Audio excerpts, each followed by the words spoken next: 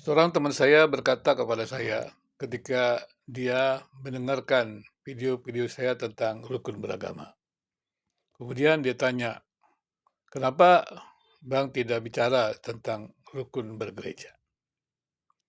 Hari ini saya ingin bicara tentang rukun bergereja, yaitu kerukunan internal agama, secara khusus di dalam Kristen. Dalam Alkitab memang dijelaskan bahwa Tuhan Yesus berdoa supaya semua orang yang percaya kepada pemberitaan murid-muridnya itu menjadi satu. Dan itu adalah doa Tuhan Yesus. Kalau doa Tuhan Yesus, ya tentunya kita percaya bahwa itu merupakan sesuatu yang berkuasa, berotoritas. Tapi sekali lagi kita juga harus membacanya itu dalam perspektif Tuhan. Dan sejarah daripada gereja selalu saja terkait dengan konflik dan benturan-benturan. Realitas daripada gereja yang harusnya adalah satu kepala yaitu Yesus, dan kemudian tubuhnya adalah gereja yang orang-orang percaya. Jadi bisa juga digambarkan bukan berarti Yesus hanya kepalanya, tubuhnya adalah kita semua, bukan. Maksudnya adalah pimpinannya adalah Yesus ya. Dan kemudian kita semua yang percaya adalah menjadi tubuhnya. Dan tubuh itu memang beragam, sangat beragam. Dan kemudian pertanyaannya, apakah bisa gereja itu rukun begitu? Apakah bisa gereja itu rukun? Menurut saya bisa. Kenapa saya katakan gereja itu bisa rukun? Yang pertama adalah, kalau gereja itu tidak menjadikan dirinya Tuhan, maka sebenarnya dia bisa menerima keragaman gereja yang ada.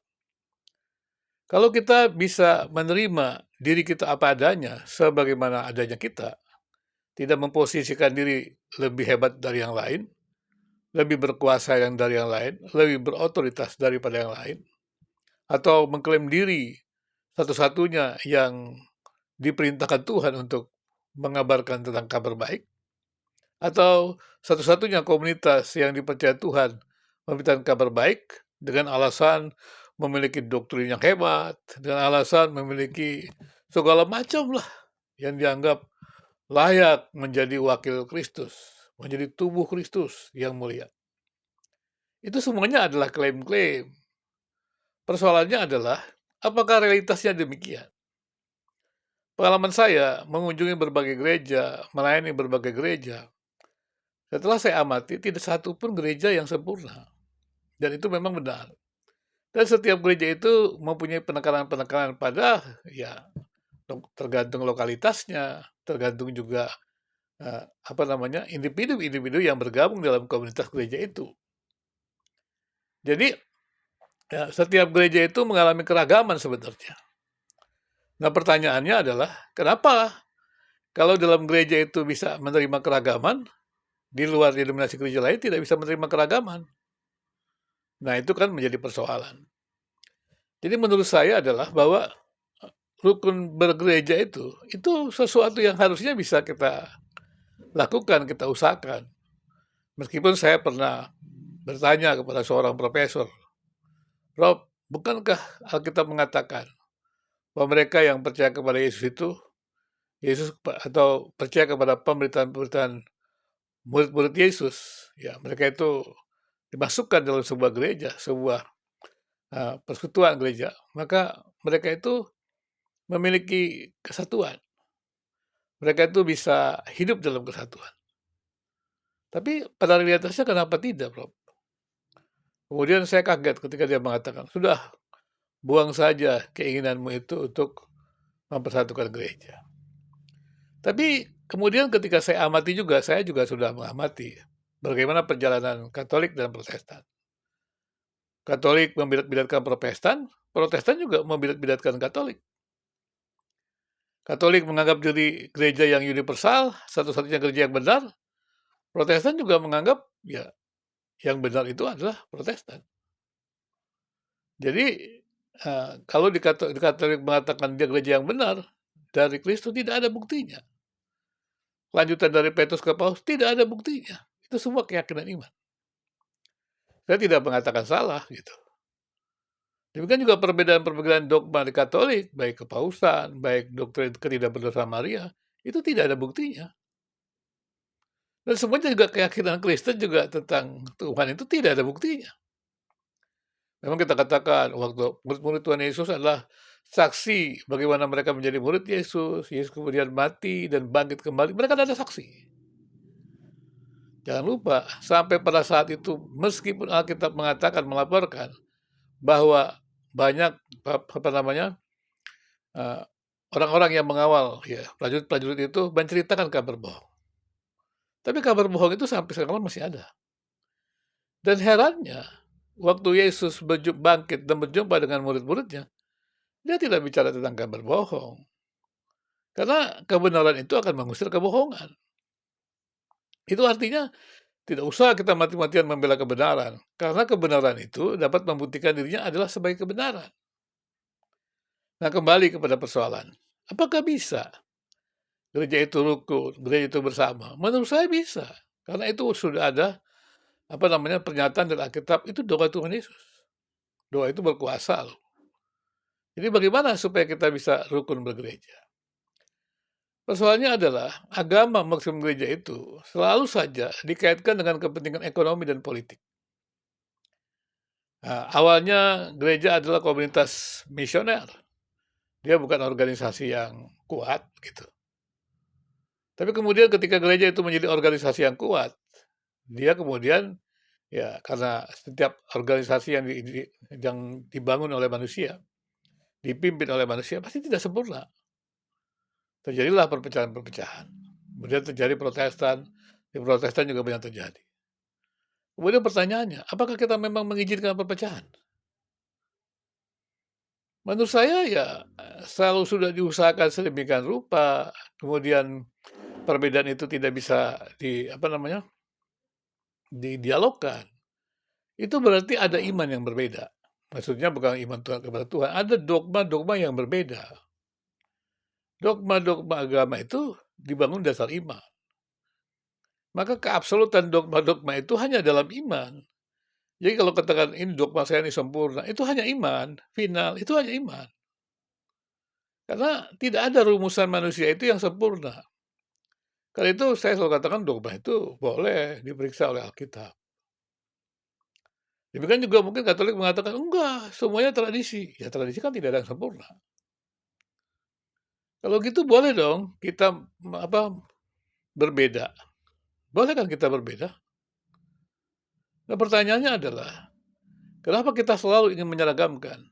Salah satu persoalan penting bagi gereja untuk bisa menerima yang lain adalah menyeragamkan. Merasa doktrinnya paling benar, paling mendekati kebenaran.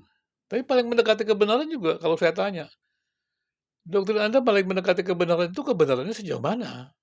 Apakah bisa diikuti yang lain? Itu kan hanya klaim-klaim saja. Jadi yang menghalangi kita bisa bergaul dengan banyak gereja, menerima gereja yang lain, itu adalah klaim-klaim kita sendiri. Menurut saya itu ketakutan-ketakutan yang tidak benar ya. Fobia terhadap perpecahan-perpecahan gereja. Mungkin saya katakan itu, mungkin fobia lah terhadap perpecahan-perpecahan gereja. Seakan-akan perpecahan gereja itu akan menjadikan gereja kehilangan keyakinan keselamatan. Padahal institusi gereja itu bukan agen keselamatan loh. Tidak ada yang menjadi agen keselamatan. Kita semuanya kan hanya pewarta. Keselamatan itu tetap milik Tuhan. Meskipun setiap orang mengatakan, saya yakin pasti selamat. Ya, yakin pasti selamat itu iman loh. Tapi yang punya agen keselamatan tetap Tuhan, tidak pernah berpindah kepada institusi gereja. Diberikan otoritas untuk menyaksikan. Bukan diberikan otoritas untuk masuk surga. Walaupun dikatakan diberikan otoritas kunci. Kunci maksudnya gimana? Kalau orang mendengar kabar, ya kan, kemudian mereka menerima Yesus sebagai Tuhan Juru Selamat, ya kita bisa mengkonfirmasi bahwa dia adalah penghuni surga misalnya. Tapi kan kita nggak tahu aslinya bagaimana. Tapi bisa gereja memberikan konfirmasi. Anda berada di jalan yang benar. Tetapi yang sesungguhnya yang terjadi adalah dalam diri individu itu. Jadi menurut saya adalah gereja itu bisa bergandengan tangan. Bisa bersama-sama untuk bisa menerima perbedaan. Dalam sejarah penafsiran Alkitab kan juga dijelaskan bahwa yang punya hak menafsir itu adalah orang-orang tertentu. Tetapi kan juga proses penafsiran Alkitab atau hermeneutik Alkitab itu kan berkembang. Jadi kalau kita terus berpegang, oh yang benar adalah fundamentalis, yang benar adalah konservatif, liberalisme juga yang benar yang liberal. Untuk apa lagi?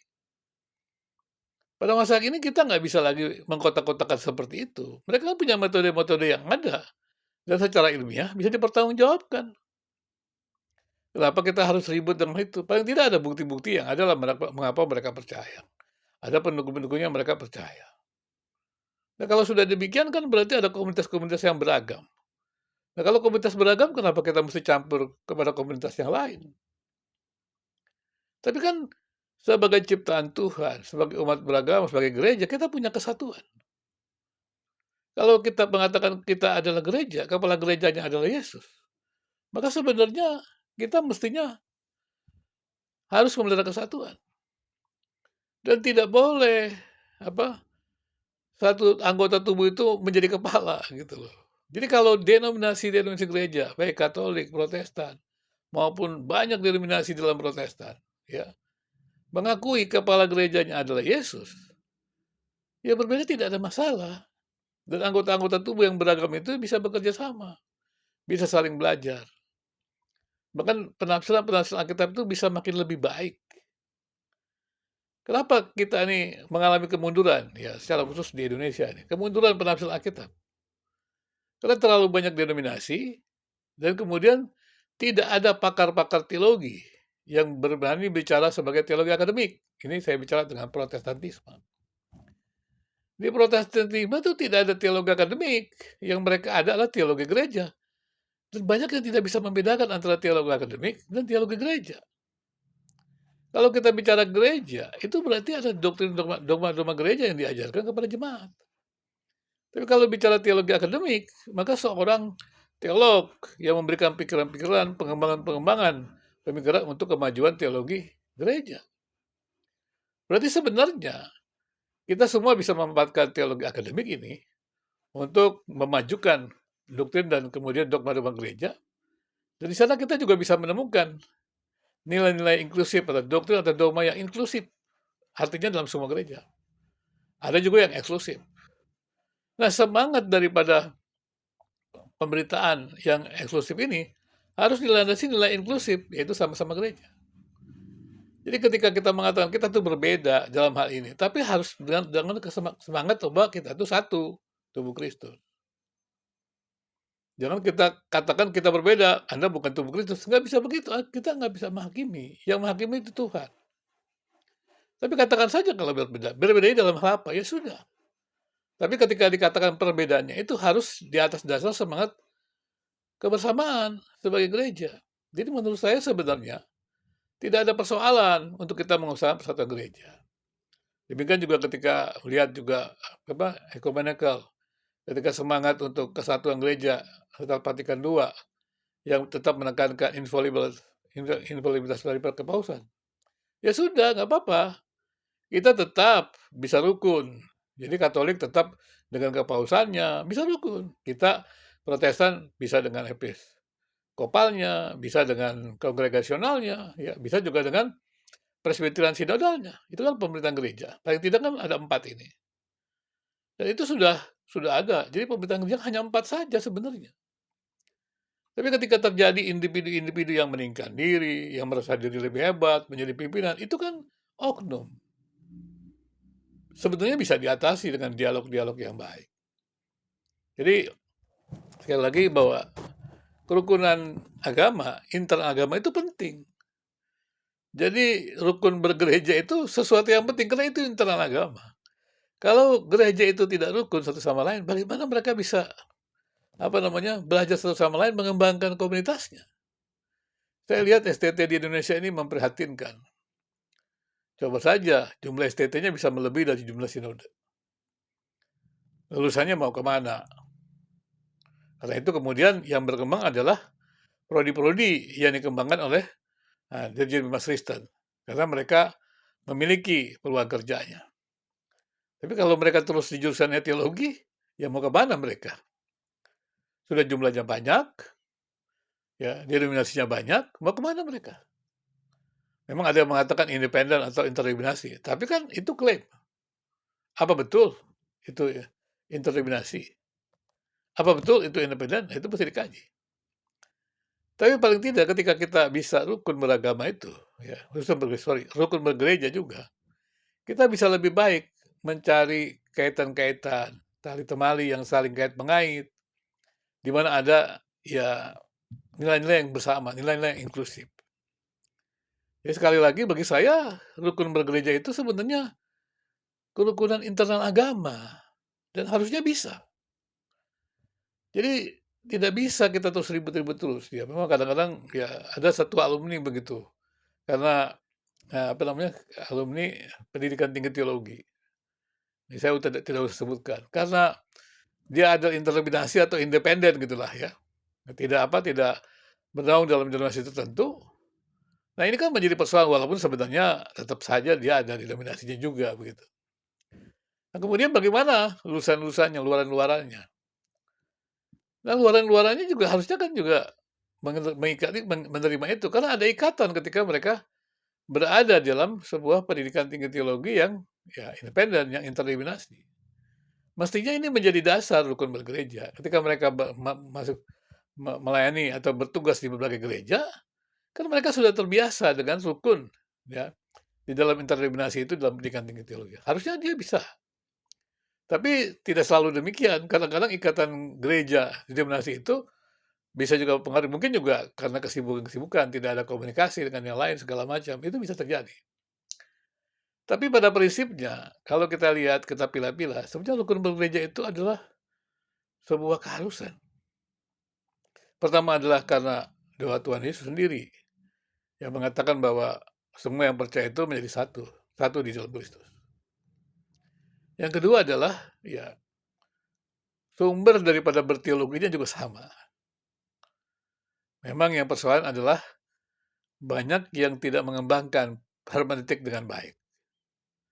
Yaitu mempelajari dengan baik. Karena ini kan persoalan yang tidak mudah. Dari mulai induktif, deduktif, ada yang menekankan induktif, ada yang menekankan deduktif. Menurut saya sekarang sudah tidak waktunya lagi. Hermeneutik sudah mesti kembangkan. Induktif, deduktif, ada juga yang menuliskan spiral, hermeneutik spiral. Karena induktif tidak ada validasinya itu benar. Sudah 2000 tahun lampau. Bagaimana memvalidasinya? Deduktif juga begitu. Nah, kemudian bagaimana caranya? Ya, analisis data yang paling bagus adalah triangulasi. Kita mencari kesesuaiannya.